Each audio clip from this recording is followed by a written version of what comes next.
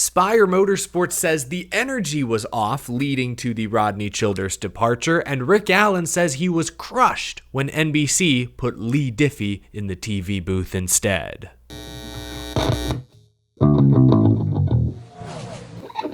How's it going, y'all? My name is Eric. Welcome to Out of the Groove. Happy Friday, folks. The NASCAR Cup Series is back on track this Sunday, Talladega Superspeedway, for the first of, I believe, 28 consecutive weeks of NASCAR Cup Series action. The story of this past off week, however, was Spire Motorsports and Rodney Childers going their separate ways. Rodney Childers is a championship crew chief, won dozens of races with Stewart-Haas Racing and Kevin Harvick, previously had success at Michael Waltrip Racing, a long, illustrious career, a wealth of knowledge that would be valuable to a team like Spire Motorsports, an upstart, up-and-coming, young race team looking to take that next leap. But surprisingly, this relationship only lasted 9 races, a quarter of a season. Both sides made comments earlier this week insisting that it was a mutual split, just wasn't working out for either of us. But Jeff Gluck of The Athletic spoke to Spire Motorsports co-owner Jeff Dickerson and got a few additional details. I'll link the full article down in the description below.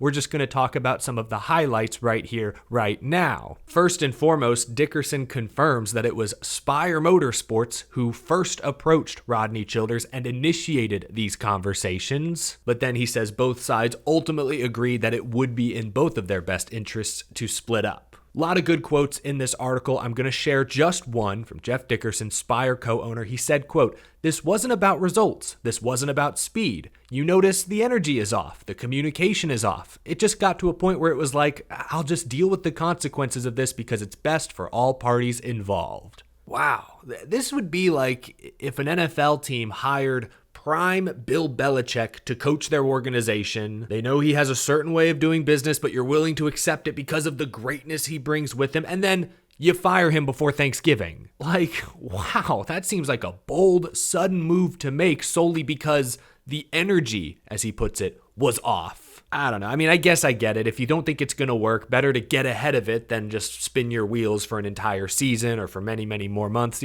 Maybe in the long run, this will be the best decision for Spire Motorsports to make, but gosh. I will say Jeff Dickerson in this interview demonstrates a sense of self-awareness. He understands that this looks pretty absurd from the outside looking in. Upstart new team splitting from a championship crew chief a quarter of the way through the season. He gets it. He knows it looks weird. I guess he's telling Spire fans to trust the process. Yeah, I don't know, man. All credit to Ryan Sparks. I think he's a fine crew chief. He's a veteran. He's had some good years with Spire in the past with Corey LaJoie. I think he's fine, but I would say this team was probably better 6 weeks ago when they still had Rodney Childers, still had Cheddar Smith in the car chief role. Like, to not give that group a full year to feel each other out, to ebb, to flow, to hopefully improve that's bold. That's all I can really say about this. This is a very bold decision from a, admittedly, young NASCAR Cup Series race team. I guess what's so jarring about this is it seems like such a sudden pivot. Things have been progressing pretty well for Spire Motorsports over the past few years. I mentioned some good seasons Ryan Sparks had with Corey LaJoie. 2023, this was before Spire had all the resources they have now. They finished top 25 in points. That's a pretty good year. Then they brought in Carson Hocevar last season, who showed flashes and got this team up to 21st in points. He won Rookie of the Year honors, a huge step in the right direction. And then from there, they signed veterans like Michael McDowell, multi-year deal reportedly, someone who can help build this team. Then they signed Rodney Childers, paired him up with Justin Haley, who turned heads last season with Rick Ware. It felt like this team was really building something that could be taken seriously. Maybe this season, 2025, Spire Motorsports, for the first time in franchise history, could be a serious playoff contender. Parting ways with Rodney Childers 9 races into the season, however, does not seem serious. It's now much harder for me to take at least the number 7 team seriously as a playoff contender. I mean, they could nab a super speedway win this weekend and qualify, but that's That's the only shot I'm giving them at this point. It's still very weird, very, very shocking. I mean, you look at where Spire Motorsports is in points right now. Michael McDowell leading the way. He's 19th in the regular season standings, which is pretty good. We know he's a good super speedway racer, almost won the Spring Talladega race last season. He's also a great road course racer. There's 4 more road courses before the playoffs begin. I picked McDowell to make the playoffs at the beginning of the year. I thought he'd be close on points, maybe nab a road course win. I still feel good about that prediction, but now I don't know what to make of the 7 team. And the 77 of Hocevar has been really fast this year, but they haven't gotten great finishes because of mechanical failures, fluky flat tires, pit road mishaps. I feel Spire Motorsports is taking small steps towards serious playoff contention, but then something happens and it's like a step forward, 2 steps back. Losing Cheddar, Smith, and Rodney Childers over the span of 2 weeks feels like a step or 2 backwards, even if Jeff Dickerson doesn't see it that way. I mean, again, we're on the outside looking in. He acknowledges that from the outside looking in, this seems a little wild. I respect the self-awareness, I suppose. I'm rooting for Spire. I'm rooting for Justin Haley. Really want to see him get a real good shot this season. I just don't know what to make of this team. They were teetering on serious playoff contention. Now, I don't know, man. Rodney Childers out after 9 races because the energy is off. Ooh, okay, that was the big story this week, but there's one more topic I'd like to touch on before we take off for Talladega this weekend.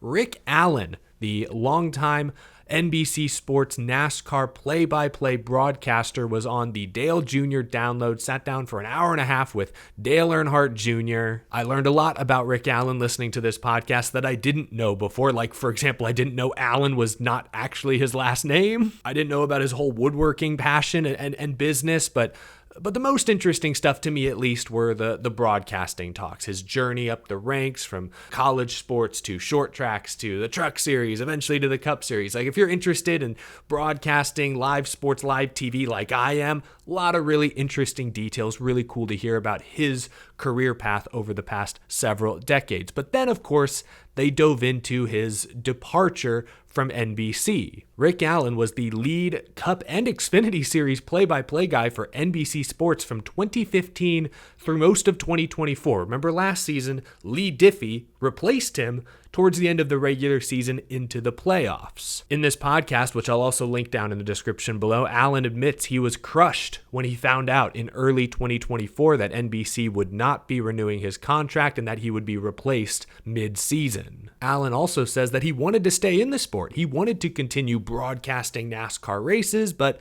seats filled up at the CW, TNT, Amazon Prime, and Rick Allen never found a place. It was hard to listen to at times. Rick Allen comes off as a really good guy, a true professional. He was a team player during his NBC departure, and it sounds like he wants to keep calling NASCAR races. He wants another opportunity. So, very interesting listen. I encourage you to check it out. A few takeaways here that I had. First off, I've always liked Rick Allen, I think more than most. Sure, early in his Cup Series career, let's say, he would fumble over his words, would misplace names from time to time, but he always had that big game, big voice. He just naturally sounds important, and he makes whatever you're watching seem more important. And the awkwardly stumbling over his words sometimes, he got a lot better at that, especially later in his career. That became less of a concern, less of an issue. But my point is, I liked Rick Allen, I think, more than most because of the immense stage presence he carried with him. John Madden, I know he wasn't a play-by-play guy, but he had that big game football voice. Great broadcaster, obviously legend for years and years. Joe Buck calling football, baseball. A lot of people like to meme Joe Buck, and he's had his memeable moments, but he's got a big voice. The broadcast's job is to present the sport to the best of their abilities, and someone with Rick Allen's voice, I believe, naturally made NASCAR races feel more important. And that's my big takeaway. You look at the NASCAR broadcast ecosystem, some new partners like Amazon Prime Video and TNT Sports are about to join the Cup Series schedule. The CW is a third of the way through their first season covering the Xfinity Series. Mike Joy is still chugging along at Fox Sports, but he is 75 years old. I don't think he'll still be calling Cup Series races full-time by the end of this TV contract. In fact, with all due respect to Mike Joy, he is a legend of the sport. I would argue a future NASCAR Hall of Famer. I think it'd be great if he started like a car, a racing, or a history podcast, something like that. But with all due respect, he shouldn't be calling Cup Series races full-time by 2031. At some point, Fox is going to need somebody new, somebody younger, and who's waiting in the wings? Jamie Little? Look, I get that she's been a good soldier for 20 years or however long she's been with Fox now. Great pit reporter. I think she has a strong on-screen presence, but her time in the booth the past couple of seasons doing trucks, doing ARCA, has left a lot to be desired. It has not been a natural transition by any means. I mean, Rockingham a couple weeks ago, she lost track of what lap it was and forgot to call the finish. Maybe she'll improve over the next couple of years and become a worthy Mike Joy successor. But if Mike Joy were to retire right now or next year, I would want Rick Allen to be his replacement. Even if it's just for a few years. I mean, there is some good young talent, I think, coming up through the ranks. Eric Brennan, who's done Cars Tour broadcasts. We've heard him this year, I think, on FS1 call. I think it was an ARCA race. He sounds really good. I think could be a really strong candidate in a few years. But right now, Rick Allen is still Cup Series race ready. If Mike Joy were to retire anytime soon, I would hope Fox would be willing to pay Rick Allen. The reason Rick Allen's not calling trucks right now and Jamie Little is because Fox Sports, they're cheap. It's all about keeping a tight budget. I mean, I'm sure they're paying Jamie Little one salary, yet she's doing pit reporting on Sunday and then play-by-play Friday, Saturday. I'm not sure they wanted to pay a Cup Series veteran like Rick Allen to come in and do the Truck Series broadcast. That's just my guess. It's unfortunate, but I would not be surprised if that was true. But if Mike Joy retires in the coming years, I hope they go get someone like a Rick Allen.